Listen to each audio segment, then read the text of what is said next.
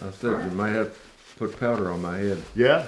You look good. You look good.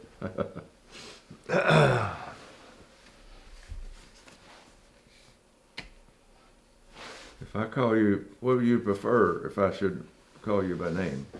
You just call me Jeremy. Jeremy, okay. That'd be all right. Okay. Okay.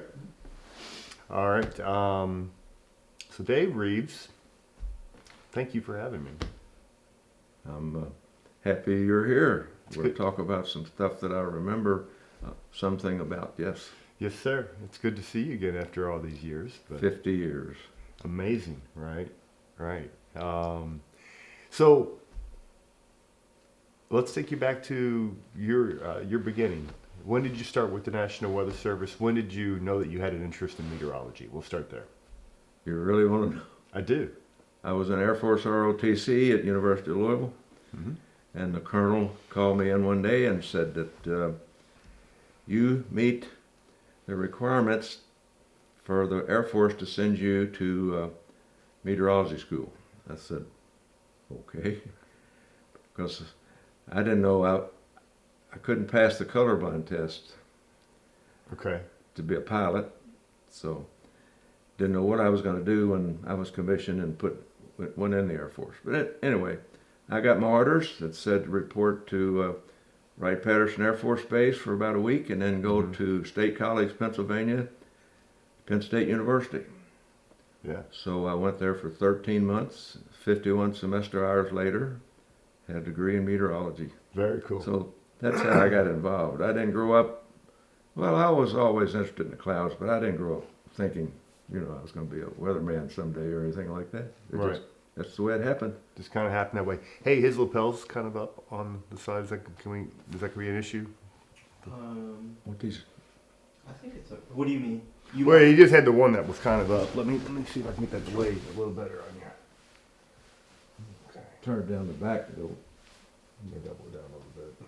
Yeah, if you want, pull down the wire and zip up his quarter zip just a hair. There we go. All right. Making you look like a stud. All right. Right. All right. Okay, and so about what year was that you went to school and you got your meteorology? I served at Wright-Patterson and got an honorable discharge and went to work for Ford Motor Company for 14 months on management trainee program, and I got an offer to show up one day from the National Weather Service. Well, it was called the Weather Bureau in those days. Yep. That there was an opening at Louisville. So I left Ford, went to work at Stanford Field here in Louisville. And it was, I'm thinking October 61 or something like that, 1961. Okay. So you'd been with the Weather Service for a while. Spent my career here, yes. Yeah. And then I'm sure you'd experienced a number of smaller outbreaks, lesser outbreaks. But coming up on April of 1974, there was a small outbreak of tornadoes a couple days before, on April 1st. All I remember is we had 2 or 3 thunderstorms in the area. I did not know that a death occurred in Henry County that evening. But I don't. Other than that, I know the next day on Tuesday was a bright sunny day, and the Severe Storm Center put out the word that in our area here that we was going to have some interesting weather. I mean, they were looking ahead 24 hours that everything was stacking up in the atmosphere, that thunderstorms, tornadoes were possible, etc. And we all know what happened on that Wednesday. Do you remember any of the wording they used? How did they try to get your attention, and was there anything unusual about the language they used describing what they were expecting on April 3rd? No, I don't. In my memory, exchange with severe storms people was not that often. And I just, other than them saying that the atmosphere would be stacked up to where there's an excellent chance of having thunderstorms, possibly tornadoes. Now, this was Tuesday afternoon, and they were talking about the following day. Right. So, So you came into work on April 3rd. Did you come in morning shift? What time did you get into work that day? okay, I was on the 4 to midnight shift, and I was hearing on the radio that there was big storms already brewing in West Kentucky. And remembering what severe storms people had told me the day before, I went in an hour early that day, which is pretty unusual to go in early. But I went in early at 3 o'clock rather than 4. And I'm glad I did, because it wasn't I wasn't there minutes until spots start showing up on the radar to our west and so forth. And I forget, I guess it was 4:30 or 4:36 or something when it came through here. We had access to 3 state police squawk boxes. Mm-hmm. Any traffic that we wanted to listen to weather-wise. Mm-hmm. And so it came on one of them that a state policeman could not get into Brandenburg because of all the debris. And we had been tracking this spot on the radar, and it had just passed Brandenburg.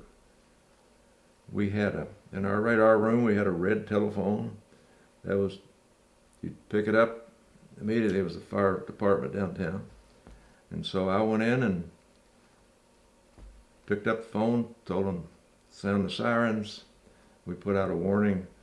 I think that was about 18 minutes before it hit the fairground, something like that. Usually you don't have anything close to that lead time to put out a tornado warning, but it was because of what happened in Brandenburg, and the state police were able to monitor them. Otherwise, I don't know if the warning would have been put out until you could see it over Iroquois Park or something. It just the way things happened that day. So you're thinking if it wasn't for the reports from Brandenburg, it could have been a lot worse for Louisville? Oh yes. No. Yep. There was 3 deaths in Louisville, I think. Only 3. The warning was out, and of course, in those days there was WHS, WAVE, and I don't know who else. I'm talking about radio station. WHS had a big afternoon following, as I remember. John Burke was in charge of the weather office at that time, and WHS had called, and he was on the phone looking out a window of our second floor weather office at Stanford Field. It looked due west. And he saw it just as it was touching down along the Waterston Fairground there. And he said something like, see it, hear it, good gracious alive, and slammed the phone down. Well, all the people listening on WHS, here's the guy that's in head of the weather station at Stanford Field is hung up on us. He's deserted his post. But that's when it was going across the horse barns and all that stuff at the fairgrounds. And that was, looking back, that probably saved a lot of lives or injuries because people took action.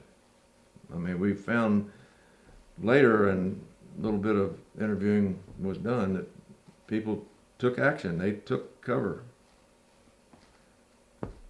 The years I worked, that was the only time I ever had called home and told the wife to take 2 kids to the basement.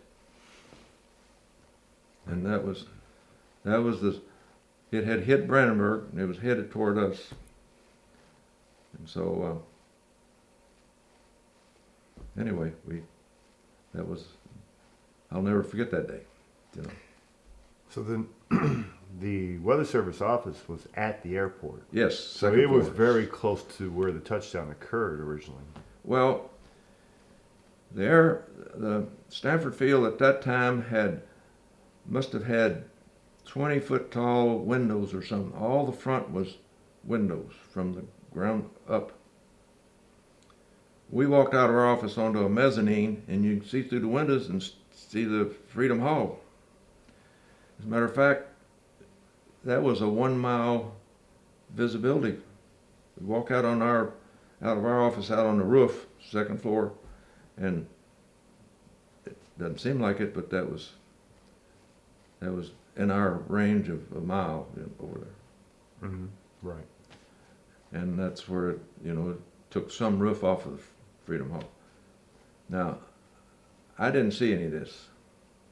John Burke, after he hung up the phone, he saw it, and the pictures, there's not the nice little funnel and all that stuff. It was a black shaft.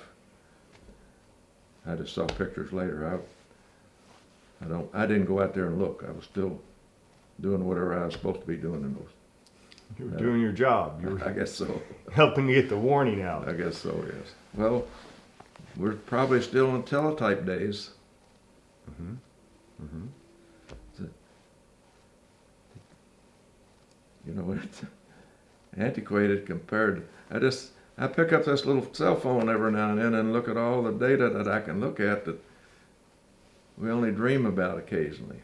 Right. Back in those days. Right. I'll ask my wife to come look at this. And it'll be a circulation that covers from Kansas to Ohio or something. And it's this huge circulation that we used to have to plot on a map and then analyze the map. The weather was gone past before we ever got it analyzed in those days. Right. So anyway. It wasn't quite as bad when I got into the business, but when I started, my first internship was with WLKY, and I was working for Jay Cardosi. And every day, my first job is to pull the maps off the printer and to hand plot. So I had to do all the pressures, find the fronts, But that's gone away. Computers do all that now. You don't have to lift a finger. Okay, so the radar technology, we'll come back to that for a minute. So when you were looking at the radars, maybe just speak to the radar technology, what you were using at the time, the information you could glean from it. I was told it was World War II technology. The scope was a little circular scope, maybe 13, 14 inches diameter. And we'd made a plastic or acetate or whatever, cut it out, perfect circle, and had a mark for north, south, so we could put it on the scope. Took a grease pencil, and we would outline these spots that we saw on the radar. That's how we lived in those days. Right. You could plot it, put down a time, and go back 15, 20 minutes later, plot it, and calculate how far it moved in 20 minutes or whatever. Right. That's how we did things in those days. So it's interesting. Yeah, you didn't have the automatic, the storm, the computers plotting every Different cell. colors and all that. We've come a long way. So the early tornadoes, such as Brandenburg, southern Indiana as well, didn't get the warning. But then after you guys realized these were all producing tornadoes. So if you could just kind of speak that in your own words. As far as warnings, in my memory, we put out a warning just minutes before it hit Brandenburg.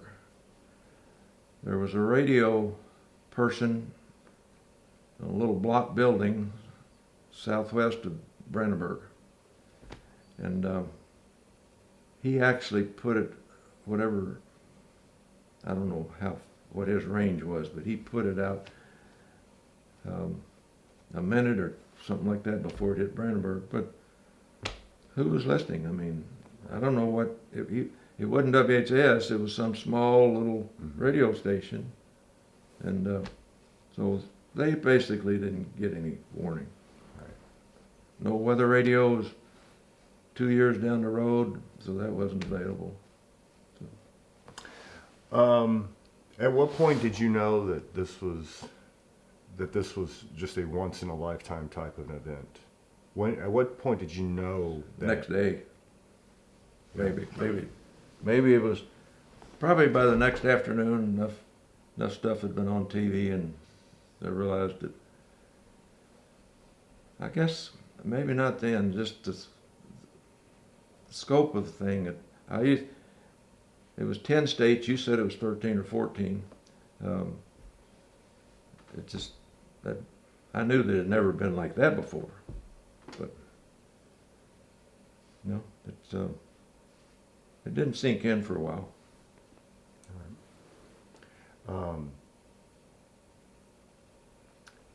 So surveys began pretty quickly afterwards. Tell me about what you know about Dr. Fujita. Dr. Fujita, who was at the University of Chicago at the time and probably is well known, maybe I know in this country about tornadoes. And he came to Louisville, I guess that next week. This was on Wednesday. I think he spent the next week here in Louisville. And he went to Brandenburg and across the river in southern Indiana. There was house trailer parks that were just wiped, and little homes that were built on slabs, they were wiped away. And and then I think the next week, his number one assistant at the time, Greg Forbes, who became a PhD and was in this business, weather business for years, he came and spent a week. And I guess, I don't know if I was on midnights, I don't know, but I remember that he was there. So the picture, or in the newspaper, showed the paths of all these 174, or ever how many was, over 148. 148. 74 is on my mind. Right. But I guess all that finally came with me, the big scope of the thing. Mm-hmm. So, Dr. Fujita and Dr. Forbes, later Dr. Forbes, so they were working on the F scale. Fujita, of course, used this as a... They've changed that right 2 or 3 times since '74. They have a little bit. I thought it was just 5 categories in those days. It was. And I don't remember the wind speed that kicked it up another notch. Mm-hmm. But from the surveys that were performed on the top end storms, he described it as he had never seen that level of destruction before, and he pointed out a couple tornadoes here locally. Can you speak to those 2 tornadoes that he was? You don't know? No. The Brandenburg and the southern Indiana F5s. Because the last time I interviewed you, you spoke a little bit about his wording, talking about maybe close to F6. No, I don't remember. Oh, that's okay. So, so Dr. Fujita and Dr. Could we stop and close that Venetian blind? Yeah. Please.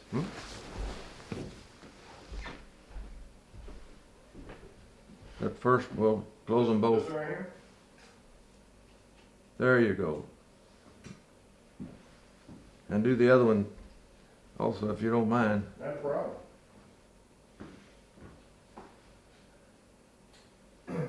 So I keep bringing up Dr. Fujita and Forbes because they're part of the story. So I'm trying to. That was my only contact with them, and I did accompany Dr. Fujita and John Burke, who was in charge of the weather office at the time, on the trip to Brandenburg. Mm-hmm. And it was. I found out from Greg Forbes later that Dr. Fujita's mind was his notes. He didn't have a big notebook, and he was writing down all this stuff.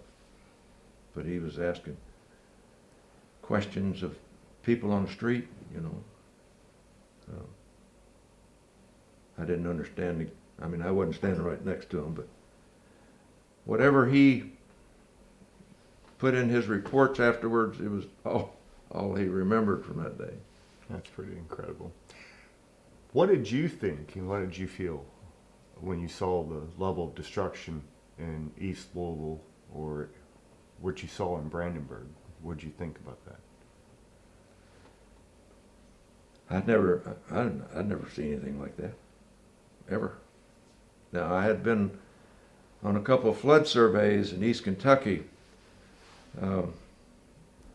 Flood damage, I used to say, after the tornadoes, might be worse than tornadoes. Tornadoes, you're able to just kind of scrape it clean and build back. Mm-hmm. You never get the mud out of your house. And, well, let's don't get into that. But, okay. All right. But as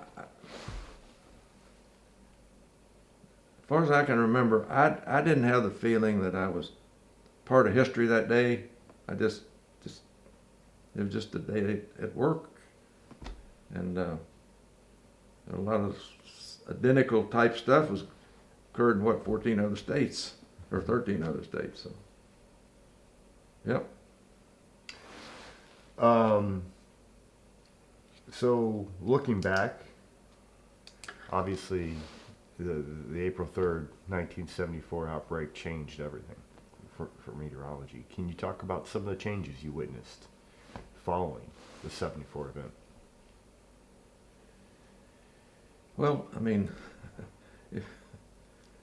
if you go into a present day weather office, you don't see any paper maps lining the walls. You see a kind of a quiet, you don't hear anything, kind of a dark, and not dark, but low light, and you see a person sitting in a chair with about 3 or 4 screens, and that's their day at the office. I mean, instead of this pieces of yellow teletype paper running it, you know, you forget them and they're running off in the floor, and you got to go over to the paper maps and look at an upper air, like 850 millibars, 5,000 feet. Mm-hmm. So you look at 850 chart, and that guy or gal today is looking at 4 screens, and they can call up whatever they want. They have the moisture pattern, shows the moisture in the atmosphere and all that stuff. So I don't know when all this, it just didn't happen, but it came on slowly. Right.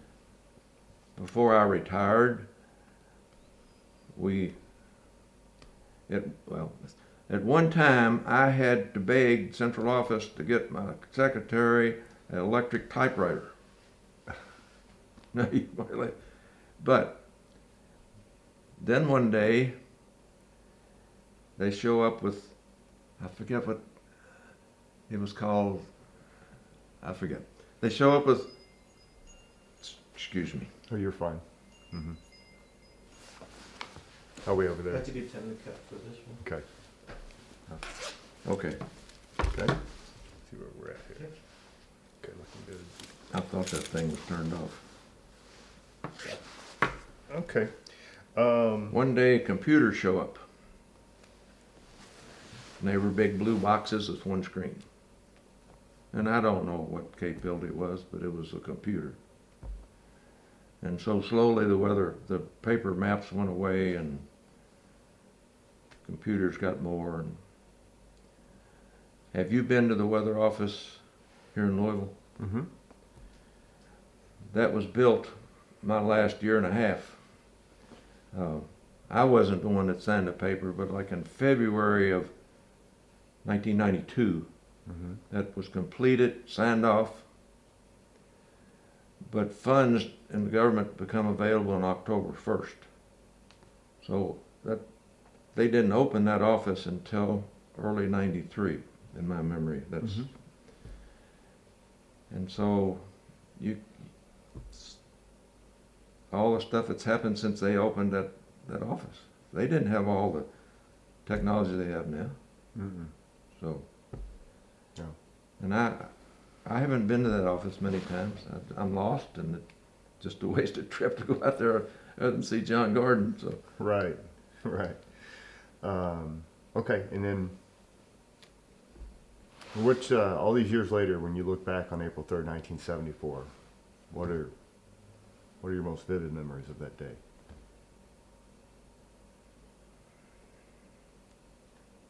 well, we had this is I can't remember what direction our radar room was or whatever, but my chair was up against a wall. Those state police speakers, three of them up there above my head. There was a great big old desk facing that way, and then there was one facing this way, and that's those great big old. The office that day, that's all I remember. I can't remember the layout. I just don't. I remember I could get up and turn left, and somehow I would get out on the mezzanine Mm-hmm. if you wanted to look across to, like John Burke did. But that's just it. Mm-hmm. So, You will find as you age, you do forget a few things. yeah. Hey, trust me, I know. I know. Every day. And then, I don't know, any final thoughts that you have about the outbreak, about your personal experience before or after? No, I guess that's about it.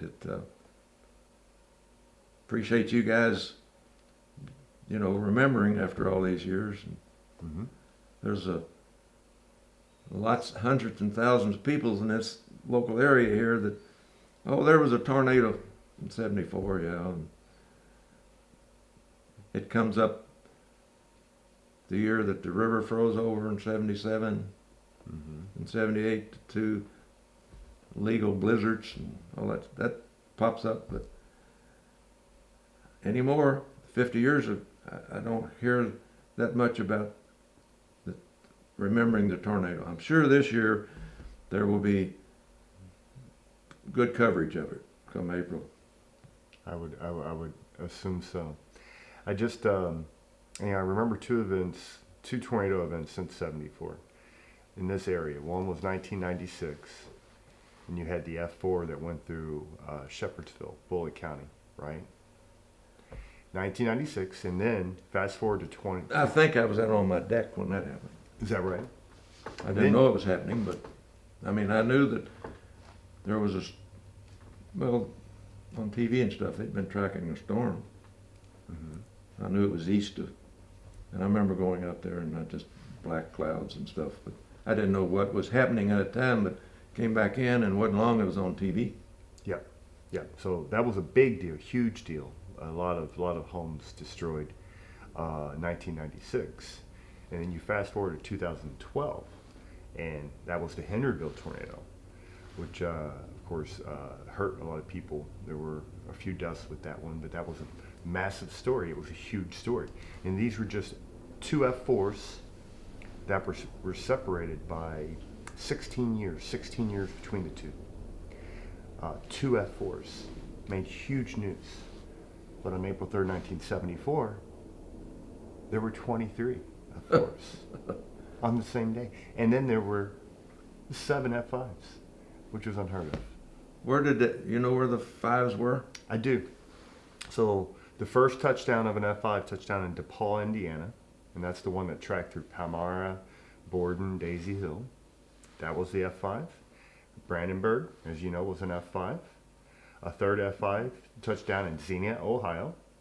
A fourth F5 touchdown in Sailor Park, Cincinnati, which would have been a part of the same storm that hit Palmyra and Right. DePaul. And then to the south, there were 3 across northern Alabama and far southern Tennessee. I'll be darned. 7. No, I'd never heard that before. Yeah, quite an amazing stat. That it's glaring because we'd never seen prior to 1974. There had never been more than 2 F5s in the same day. Never been more than 2. Well, I remember going through the years, there were more and more tornadoes. And my theory was, there's not more and more tornadoes. There's more and more people to get in the path of tornadoes. Like Tornado Alley was Oklahoma and what, you know. And let's say there was 10 people in Oklahoma when you first started looking at them, and then there was thousands and hundreds of thousands.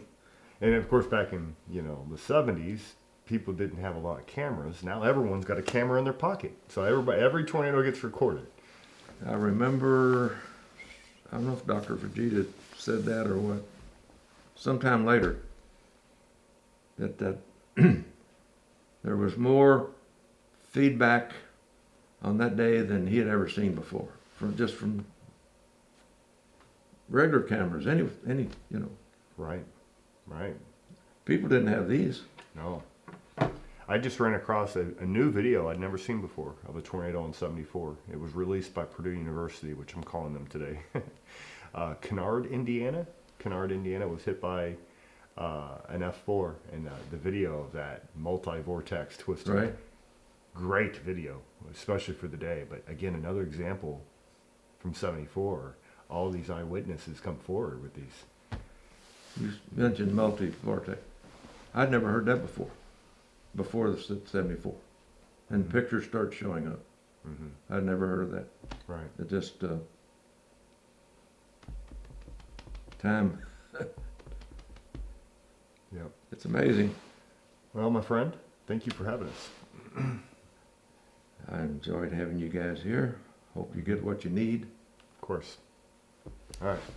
Thanks a lot, my friend. I appreciate you. Are you going to,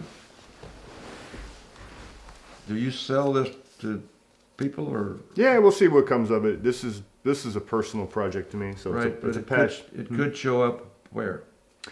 Well, when we finish it, I'll be sure to send you links. So it's going to have a